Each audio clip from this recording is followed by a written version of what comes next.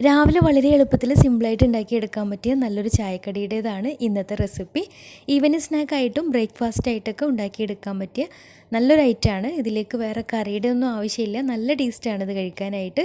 നമ്മുടെ വീട്ടിൽ എപ്പോഴുള്ള കുറഞ്ഞ ഇൻഗ്രീഡിയൻസ് വെച്ചിട്ട് വളരെ പെട്ടെന്ന് നല്ല സോഫ്റ്റ് ആയിട്ടുള്ള നല്ലൊരു പലഹാരമാണ്. അപ്പോൾ എങ്ങനെയാണ് ഈ ഒരു പലഹാരം തയ്യാറാക്കുന്നതെന്ന് നോക്കാം. അപ്പോൾ ഈ ഒരു ചായക്കടി തയ്യാറാക്കിയെടുക്കാൻ വേണ്ടിയിട്ട് ആദ്യം തന്നെ വേണ്ടത് റവയാണ്. റവ വെച്ചിട്ടാണ് ഈ ഒരു പലഹാരം തയ്യാറാക്കിയിട്ടുള്ളത്. ഞാനിപ്പോൾ 1/2 കപ്പ് റവ ഒരു ബൗളിലേക്ക് ഇട്ട് കൊടുത്തിട്ടുണ്ട്.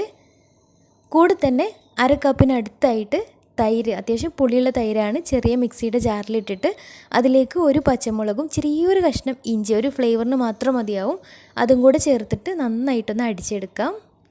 നന്നായിട്ട് അരച്ചെടുത്തിട്ടുള്ള ഈ ഒരു മിക്സ് നമ്മൾ മാറ്റി വെച്ചിട്ടുണ്ടായിരുന്ന റവയിലേക്ക് ചേർത്തിട്ട് നന്നായിട്ടൊന്ന് മിക്സാക്കി എടുക്കാം. മിക്സാക്കി എടുക്കുന്ന സമയത്ത് വെള്ളം കുറവുണ്ട് എന്നുണ്ടെങ്കിൽ പാകത്തിന് കുറച്ച് വെള്ളം ഒഴിച്ചിട്ട് ഒന്ന് റെഡിയാക്കി എടുക്കുകയും ചെയ്യാം. ഞാനിപ്പോൾ കുറച്ച് വെള്ളം ഒഴിച്ചിട്ട് ചെറിയൊരു കട്ടിക്കായിട്ടുള്ള ബാറ്ററാക്കിയാണ് എടുത്തിട്ടുള്ളത്. ഇനി ഇതിലേക്ക് പാകത്തിന് ഒരു നുള്ളു ഉപ്പും കൂടെ ചേർത്തിട്ട് നന്നായിട്ടൊന്ന് മിക്സാക്കി എടുക്കാം.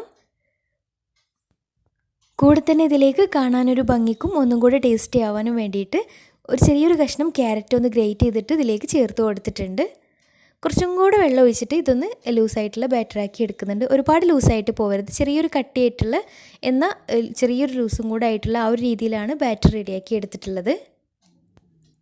ഇനി ഇതിലേക്കൊരു പിഞ്ച് അളവിൽ ബേക്കിംഗ് സോഡ കൂടെ ചേർത്ത് കൊടുക്കുന്നുണ്ട്. നിർബന്ധമൊന്നുമില്ല.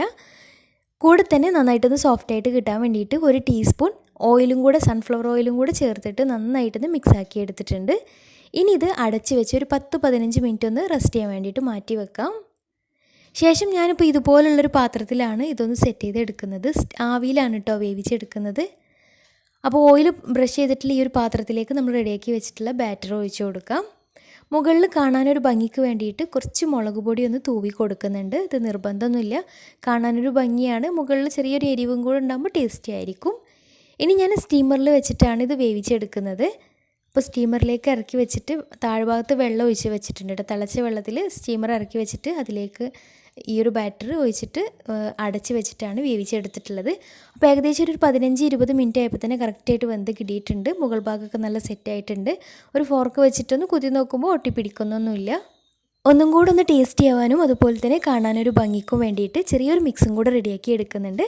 അപ്പോൾ അതിന് വേണ്ടിയിട്ട് ഒരു പാൻ സ്റ്റൗവിൽ വെച്ചിട്ടുണ്ട്. എന്നിട്ട് അതിലേക്ക് 1 ടേബിൾ സ്പൂൺ വെളിച്ചെണ്ണ ഒഴിച്ച് കൊടുക്കാം. എണ്ണ നന്നായിട്ട് ചൂടായിട്ട് വന്നാൽ 1/2 ടീസ്പൂൺ കടുകും അതുപോലെ തന്നെ കുറച്ച് വെളുത്ത എള്ളും കൂടെ ഇട്ടിട്ടൊന്ന് പൊട്ടിച്ചെടുക്കാം. എള്ള് കയ്യിലുണ്ടെങ്കിൽ ചേർത്ത് കൊടുത്താൽ മതിയാവും, അല്ലെങ്കിൽ കടുക് മാത്രമായാലും മതി.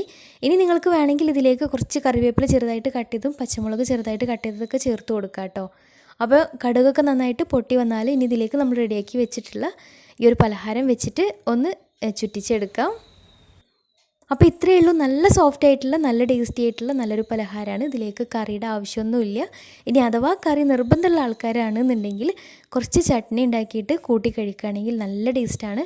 അപ്പോൾ തീർച്ചയായിട്ടും ട്രൈ ചെയ്ത് നോക്കണം. നല്ല ടേസ്റ്റി ആയിട്ടുള്ള നല്ലൊരു പലഹാരമാണ്. ട്രൈ ചെയ്തിട്ട് നിങ്ങളുടെ ഫീഡ്ബാക്ക്സ് താഴെ കമൻറ്റ് ബോക്സിൽ അറിയിക്കാൻ മറക്കരുത്. അപ്പോൾ ഇന്നത്തെ വീഡിയോ ഇഷ്ടമായെന്ന് വിചാരിക്കുന്നു. ഇഷ്ടമായെങ്കിൽ ലൈക്ക് ചെയ്യുക, ഫ്രണ്ട്സ് റിലേറ്റീവ്സിനൊക്കെ ഒന്ന് ഷെയർ ചെയ്ത് കൊടുക്കാനും മറക്കരുത്. അതുപോലെ തന്നെ ചാനൽ സബ്സ്ക്രൈബ് ചെയ്യാത്തവരുണ്ടെങ്കിൽ സബ്സ്ക്രൈബ് ചെയ്യാനും മറക്കരുത്. അപ്പോൾ നല്ല അടിപൊളി വീഡിയോയുമായി വീണ്ടും വരാം. അതുവരെ take care, bye, thank U.